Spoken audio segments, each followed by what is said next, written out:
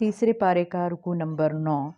और सूरह बने इसराइल का रुकू नंबर 1 है, जिससे आज के सबक का आगाज़ हो रहा है।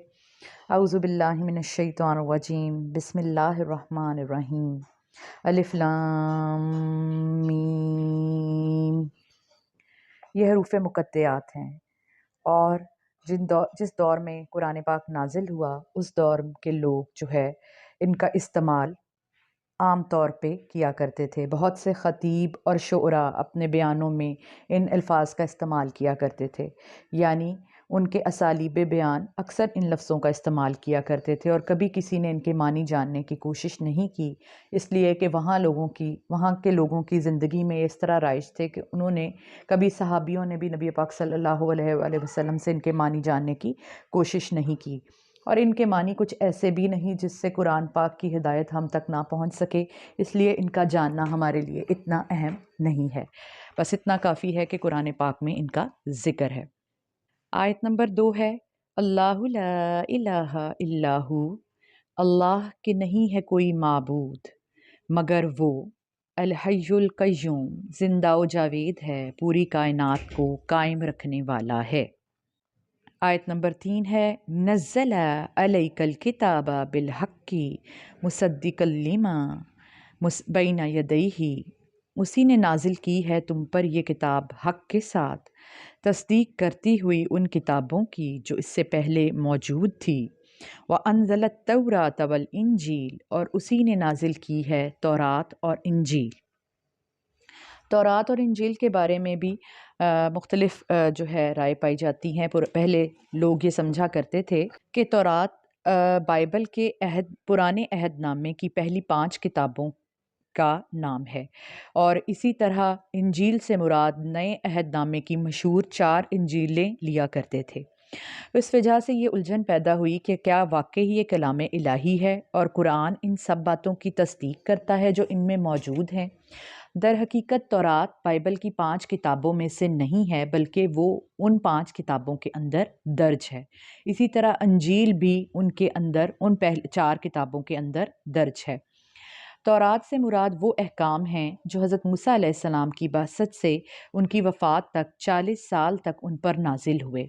उनमें से कई अहकाम तो अल्लाह ताला ने पत्थर की लौह पर कंदा कर कर उन्हें दिए थे। बाकी अहकाम को लिखवा कर उनकी 12 नकलें हज़रत मूसा अलैहिस्सलाम ने 12 कबीलों को दे दी थी, और एक नकल किसी और कबीले बनी लाजी के हवाले की थी ताकि वो इसकी हिफाजत कर सके। उसका नाम तौरात था, और ये एक मुस्तकिल किताब के तौर पर बैतुल मक़दस की पहली तबाही तक महफूज रही, और उसके बाद मुख्तलिफ़ दौर में ये इसके नुस्खे जो है इधर उधर जाते रहे, और कुछ किसी को मिले और फिर उन मुख्तलिफ़ जो है इसके अंदर तब्दीलियाँ, ये जो कुछ भी है वो होता रहा। बहरहाल ये दोनों किताबें जो हैं नबियों पर नाजिल की हुई, यानी तौरात के बारे में कहा जाता है कि हज़रत मूसा पे नाजिल हुई, और इंजील के बारे में ये कहा जाता है कि ये हज़रत ईसा के ऊपर नाजिल हुई। उसके बाद आयत नंबर 4 है, मिन कब्लु हुदल लिन्नासी, इससे पहले इंसानों की हिदायत के लिए, व अनज़ल अल फुरकान, यानी इंसानों की हिदायत के लिए पहले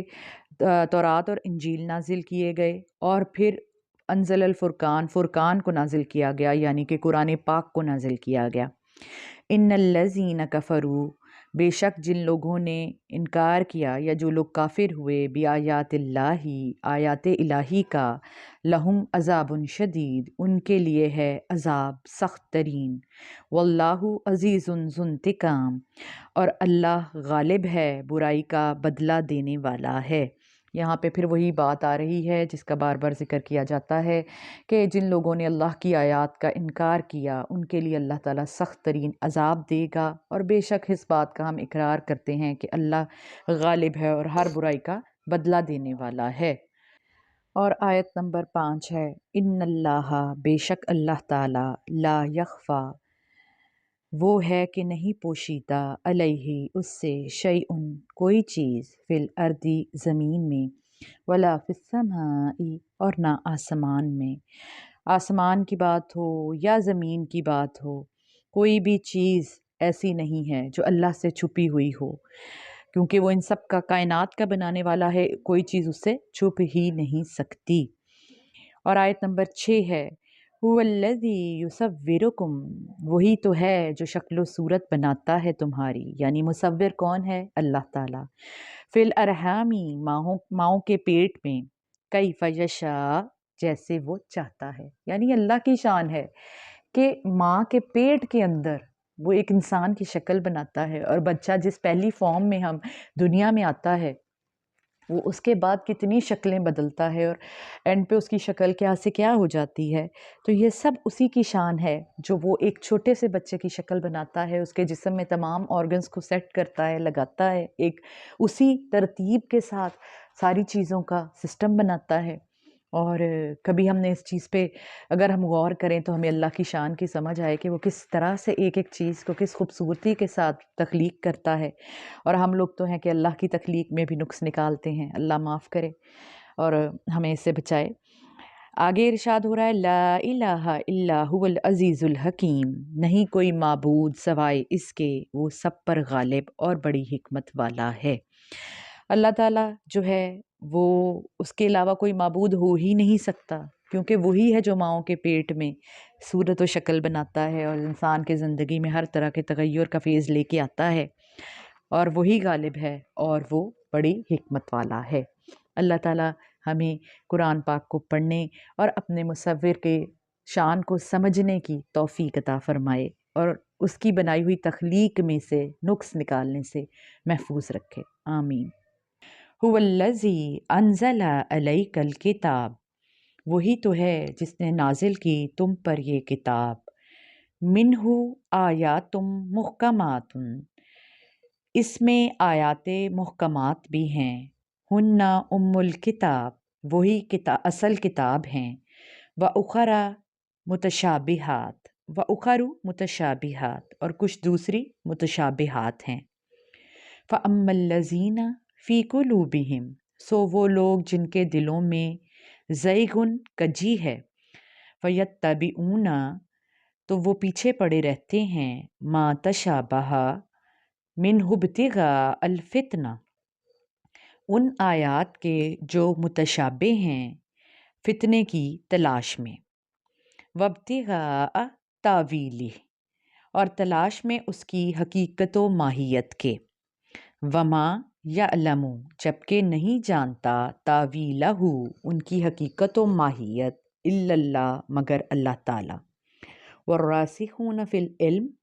وہ لوگ جو پختہ کار ہیں علم میں، یقولون، وہ کہتے ہیں، آمنا بہ، ایمان لائے ہم اس پر، کل من عندی ربنا، سب کا سب ہمارے رب کی طرف سے ہے، وما، اور نہیں، یذکروا، سمجھتے یہ نکتہ، الا، مگر، اولو الالباب، دانشمند لوگ۔ اس آیت میں ارشاد ہو رہا ہے کہ اللہ تعالیٰ ہی وہ ذات ہے جس نے تم پر یہ کتاب نازل کی۔ اب یہ کس کتاب کا ذکر ہو رہا ہے؟ یہ قرآن پاک کا ذکر ہو رہا ہے۔ سب سے پہلے سورہ آل عمران کی ابتدائی آیات میں ہم نے اللہ تعالیٰ کی شان میں پڑھا کہ اللہ وہ ذات ہے جو زندہ و جاوید اور ساری کائنات کو سنبھالے ہوئے ہے، اور اس نے تورات اور انجیل نازل کی، اور اس کے بعد فرقان یعنی قرآن مجید کو نازل کیا، جس میں سراسر لوگوں کے لیے ہدایت ہے، اور جو اس ہدایت کا انکار کرتے ہیں اللہ تعالیٰ نے ان کے لیے شدید عذاب رکھا ہے۔ اور اللہ تعالیٰ ہر وہ چیز جو آسمانوں اور زمین میں ہے اس کے بارے میں جاننے والا ہے، یہاں تک کہ ماں کے پیٹ کے اندر جو موجود ہے اور جو شکل بنانے والا مصور ہے وہ بھی اللہ تعالیٰ ہی ہے۔ یہ سب کلمات جو ہم نے پہلے فرسٹ سے لے کر 6 آیت تک پڑھے وہ اللہ تعالیٰ کی تعریفیہ کلمات تھے، اور یہاں پہ اب آیت نمبر 7 میں بھی یہی ارشاد ہو رہا ہے کہ اللہ وہی ذات ہے جس نے تم پر یہ کتاب نازل کی، جس کے اندر آیات محکمات ہیں۔ محکمات کا لفظ کو اگر دیکھا جائے تو ایسی چیز محکم جسے پختہ اور مضبوط کہا جاتا ہے، یعنی اگر کوئی بھی چیز جو وضاحت کے ساتھ موجود ہو، جس کے بارے میں دلیل موجود ہو، جس کو سمجھنا بہت آسان ہو، اسے ہم محکم کہتے ہیں، یعنی پکی چیز۔ تو یہاں پہ قرآن پاک میں آیات محکمات بھی ہیں، یعنی واضح احکام بھی، آپ اس کو شارٹ ٹرم میں کہہ سکتے ہیں کہ واضح احکامات بھی موجود ہیں، اور یہی اصل کتاب کی بنیاد ہیں۔ ہم نے سورہ بقرہ پڑھی اور ہم نے دیکھا کہ اللہ تعالیٰ کے نے اس میں اپنے احکامات جو ہے وہ بھیجے ہمیں، کہ جہاد کا، نماز کا، زکوٰۃ کا حکم دیا۔ اب ہمارے معاملات کے بارے میں، ہمارے اخلاقیات کے بارے میں، ہماری تمام بہت ساری زندگی کے اصولوں کے بارے میں، پرانے وقتوں کے حوالے سے قصے تھے، نئے وقتوں کی باتیں، اور ہاں جو مسائل ہمیں پیش آنے والے ہیں یا زندگی میں پیش آتے رہتے ہیں، ہر چیز کے بارے میں بڑی وضاحت کے ساتھ تمام آیات تھی، موجود ہیں، تھی نہیں کہیں گے، موجود ہیں۔ اور لیکن کچھ آیات یہاں پہ ذکر کیا جا رہا ہے اس آیت میں کہ متشابہات ہیں۔ اب جیسے محکمات کا مطلب ہے پختہ اور مضبوط، متشابہ کا مطلب ہے ایسی ملتی جلتی چیزیں، یعنی جس میں ایک چیز بڑی وضاحت سے نہ بیان ہوئی ہو، تھوڑا پوشیدہ طریقے سے بیان کی جائے، جو کہ ایک آیت دوسری سے ملتی جلتی بھی ہو، اور لیکن اتنی کٹ اینڈ کلیئر جس طرح ہوتی ہے وہ اس طریقے سے اس کی وضاحت نہ ہو رہی ہو، ایسی آیات کو متشابہ آیت کہا جاتا ہے۔ تو جیسے کہ جنت اور دوزخ کے بارے میں کہا جاتا ہے، قبر کے بارے میں، یا کچھ بھی ایسی چیزیں، اب ہم نے نہ جنت کو دیکھا ہے، نہ دوزخ کو دیکھا ہے، ہمیں نہ آسمان کے اوپر کی دنیا کا پتہ ہے، نہ زمین کے اندر کی حقیقت کو ہم بہت اچھے سے جانتے ہیں۔ تو یہ بہت ساری باتیں جن کا ذکر کیا جاتا ہے، وہ اللہ کی بڑائی بیان کرتے ہوئے، جن کے بارے میں ہمیں پوری کلیئرٹی سے پتہ نہیں ہے، یہ چیزیں ہم نے دیکھی نہیں ہوئی، اور آخرت پہ جو ہم ایمان لاتے ہیں وہ ہم اللہ پہ ایمان لانے کی وجہ سے ہی، اللہ کو بھی ہم نے دیکھا نہیں اور ہم اللہ پہ ایمان لاتے ہیں۔ تو یہ ہم یعنی کچھ چیزیں ایسی ہیں جو کہ بہت کٹ اینڈ کلیئر نہیں ہیں، لیکن جب ہم ایمان لے آتے ہیں تو ہم اللہ کی سب آیات پر، کتابوں پر، نبیوں پہ، ہر چیز پر ایمان لے آتے ہیں، پھر کوئی ڈاؤٹ نہیں رہ جاتا۔ لیکن یہاں پہ کہا جا رہا ہے کہ جو لوگ، جن کے دلوں میں کجی ہے، یعنی ایمان میں کمزوری ہے، یا ان کا وہ ایمان لائے ہی نہیں ہے، یا اگر لائے ہیں تو پختہ نہیں ہیں اپنے ایمان میں، تو وہ کیا کرتے ہیں کہ وہ محکمات یا پختہ آیات میں جو حکم دیے جا رہے ہیں، یا جو باتیں سمجھائی جا رہی ہیں، اخلاقیات کے معاملے ہیں، جو وضاحت کے ساتھ، دلائل کے ساتھ جو باتیں موجود ہیں، وہ ان کو چھوڑ کے ان متشابہ باتوں کے پیچھے پڑ جاتے ہیں، جن میں کوئی کلیئرٹی نہیں ہے، یا جنت کیسی ہوگی، ہم نے تو جنت کو دیکھا نہیں، آسمانوں کے اوپر کتاب میں تو یہ لکھا ہے، قرآن میں، ریئل میں وہ کیسا ہوگا، یا ہوگا بھی کہ نہیں ہوگا، صرف اس کتاب میں لکھا جا رہا ہے۔ تو وہ ایسے شکوک و شبہات میں پڑ جاتے ہیں کہ وہ بالکل ہی ایمان، اگر وہ تھوڑے بہت بھی ایمان پہ ہوتے ہیں تو وہ اس سے فارغ ہو جاتے ہیں، ایمان سے فتنے میں پڑ جاتے ہیں، اور نہ صرف وہ خود اس بات کا غلط مطلب لیتے ہیں، وہ دوسرے لوگوں کو بھی اس کا غلط مطلب بتاتے ہیں، کیونکہ وہ بات کلیئر اللہ تعالیٰ نے کلیئر نہیں کی، کسی وجہ سے اس کو اس طریقے سے بتایا، تو وہ خود بھی اس کا گول مول مطلب لیتے ہیں، اس کے ہم حقیقت جاننے کے لیے اتنا زیادہ اس کے اندر انڈلج ہو جاتے ہیں کہ وہ دوسروں کو بھی اس کا مطلب جو ہے وہ صحیح بتانے کی بجائے غلط طریقے سے بیان کرتے ہیں، اور دوسروں تک بھی وہ بات صحیح نہیں پہنچتی، اور اس طرح فتنہ پھیلتا ہے، بدعات بنتی ہیں۔ تو یہ جو ہے بڑا غلط کام ہو جاتا ہے، کیونکہ اصل حقیقت تو اللہ ہی جانتا ہے، جو چیزیں ہیں اللہ نے آسمان کو بنایا، اللہ نے آسمانوں کو دیکھا، آخرت کو دیکھا، جنت کو دیکھا، دوزخ کو دیکھا، ہم جاننے والے نہیں، ہم تو صرف جو ہے وہ اللہ پہ ایمان لانے والے ہیں۔ تو یہی کہا جا رہا ہے اس میں کہ جو لوگ پختہ طریقے سے اللہ پر ایمان لاتے ہیں، وہ اللہ کی اتاری ہوئی ہر آیت پر ایمان لاتے ہیں، وہ متشابہات کے پیچھے نہیں پڑتے، وہ آیات محکمات پر غور کرتے ہیں، اور وہ کہتے ہیں کہ اللہ نے جو بھی نازل کیا ہے وہ سب کا سب ہمارے رب نے نازل کیا، اور اس میں کوئی شک ہو ہی نہیں سکتا۔ تو لیکن یہ نقطہ سمجھتے کون ہے؟ جو دانش مند لوگ ہیں، عقل رکھنے والے ہیں، اللہ پر ایمان لانے والے ہیں۔ تو اللہ تعالیٰ ہمیں خود پر پختہ ایمان لانے کی توفیق عطا فرمائے، متشابہات سے بچائے، متشابہات کے پیچھے پڑنے سے بچائے، اور جو آیات محکمات ہیں ان کو صحیح طریقے سے ان پر عمل کی توفیق عطا فرمائے، آمین۔ ربنا، اے ہمارے رب، لا تزغ قلوبنا، نا کجی پیدا کیجیے ہمارے دلوں میں، بعد اذ ہدیتنا، بعد اس کے کہ آپ ہمیں ہدایت دے چکے ہیں، وہب لنا، اور بخش ہمیں، من لدنکا، اپنی جناب سے، رحمتن، رحمت، انکا، بے شک آپ ہی تو ہیں، انت الوہاب، بہت زیادہ عطا کرنے والے، بہت زیادہ عطا کرنے والے رب سے ہم یہ دعا کر رہے ہیں کہ اے ہمارے رب، ہمارے دلوں کو ہدایت دینے کے بعد، یعنی ایمان کی دولت ہمیں نصیب کر دی ہے، ہم کلمہ پڑھ چکے ہیں یا ہم پیدائش سے ہی مسلمان پیدا ہوئے ہیں،